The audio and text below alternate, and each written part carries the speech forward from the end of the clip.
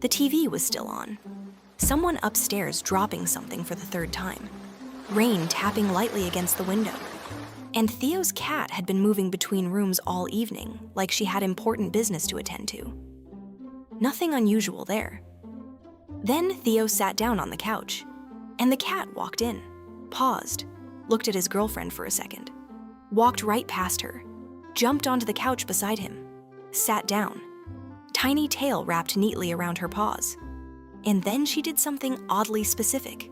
Slow blink, small head bump against his arm. Then, just sat there, watching him. No food request, no lap demand, no dramatic yelling about dinner. Just there, which felt strangely intentional, especially because 20 minutes earlier, that exact same cat had been acting completely different with someone else. Different room, different behavior. Almost like she had quietly switched personalities. And Theo found himself wondering something cat owners don't ask nearly enough. What does my cat actually think I am? Because here's the strange part. Cats probably don't look at us and think, owner. At least, not in the way humans imagine. They seem to build something more specific. A role. Based on what you do. How predictable you are. How safe you feel. What happens when you're around. And once you understand the quiet little roles cats assign to people, some very confusing cat behavior suddenly starts making a lot more sense. Why one person gets followed everywhere. Why someone else gets ignored until dinner. Why your cat sleeps on one human, but supervises another from 6 feet away like unpaid management. And what Theo's cat did later that evening.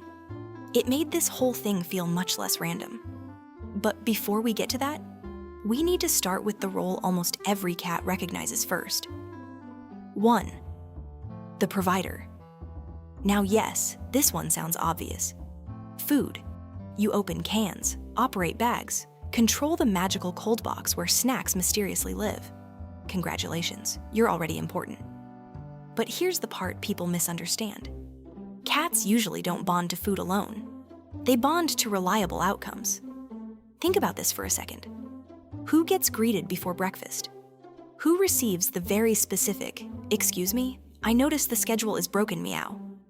Who somehow gets stared at 5 minutes before feeding time every single day? That pattern matters. Because cats are exceptional routine observers. They notice who feeds them when food happens, how predictable the process feels.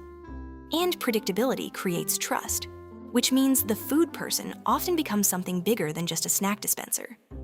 You become stability. But this gets interesting fast. Because the favorite human, surprisingly often, isn't the food person. And that leads to role number 2. 2, the sanctuary. Have you ever noticed your cat suddenly appearing when something weird happens? Loud guests, thunder, construction noise outside, the vacuum cleaner beginning its weekly campaign of emotional destruction. And suddenly, cat, nearby, watching you. Or maybe sleeping pressed against your legs at night.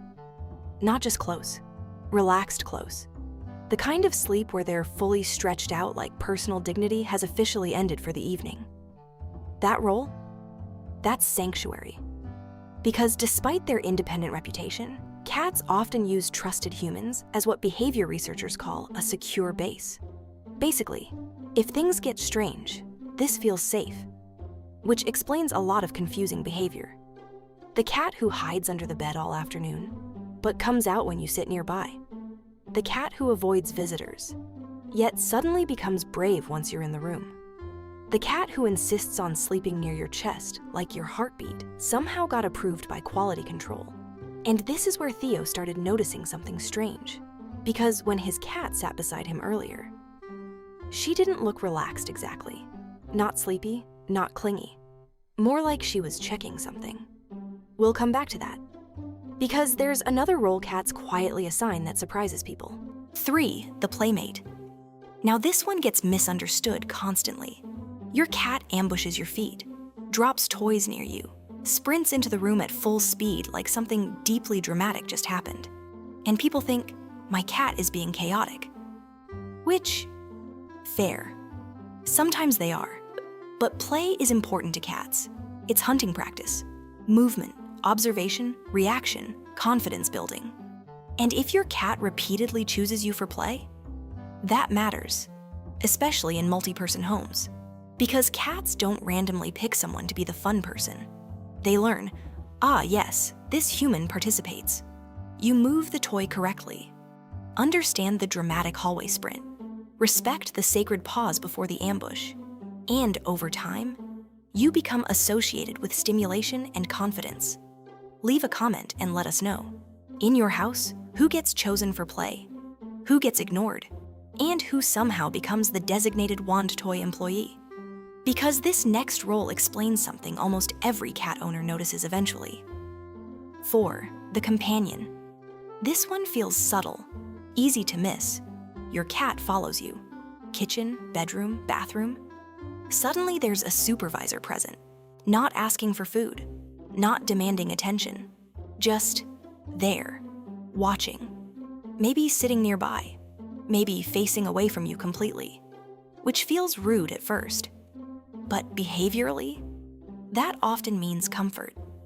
Cats stay near what feels familiar, known, predictable. And unlike dogs, cats aren't naturally group-moving animals in the same way. So choosing shared space matters. This role is less, I need attention, and more, you belong in my environment. Which sounds strangely emotional, until you realize cats also do this with sunny windows and favorite blankets. Still, being upgraded to trusted background presence, that's actually a compliment. And if this video is making your cat suddenly make a lot more sense, go ahead and click the button and join us here at FurEver. Because the final role? It explains some behaviors that feel surprisingly personal, and also slightly confusing. Now, remember Theo's cat? When she sat beside him earlier, she still wasn't asking for anything. No petting request, no food, no dramatic lap takeover, just quietly staying there. Which becomes more interesting once you understand the final role. 5. The parent-like figure. Okay, quick clarification. This does not mean your cat literally believes you are a giant cat wearing terrible pajamas. But behaviorally, some cats do treat humans like attachment figures, especially cats raised closely with people. You'll notice things like needing face nuzzling, sleeping pressed against you trills when you come home checking on you throughout the day. Not because they're helpless, not because they forgot how independence works, but because closeness feels reassuring. And here's the fascinating part. A cat can see one person as provider, another as playmate, and one very specific person as comfort. The role changes depending on the relationship, which means your cat may not love everyone equally, but they often value people differently. And once Theo understood this, the weird moment from earlier suddenly clicked. Later that night, he moved to the other side of the couch. Long workday, quiet mood, not saying much. And the cat showed up again. Same spot, same pause. Then this time, she climbed a little closer, curled against his leg. Stayed. No dramatic movie moment. No magical revelation. Just a tiny, quiet choice. Like somewhere along the way, she had quietly decided, you're one of my safe places.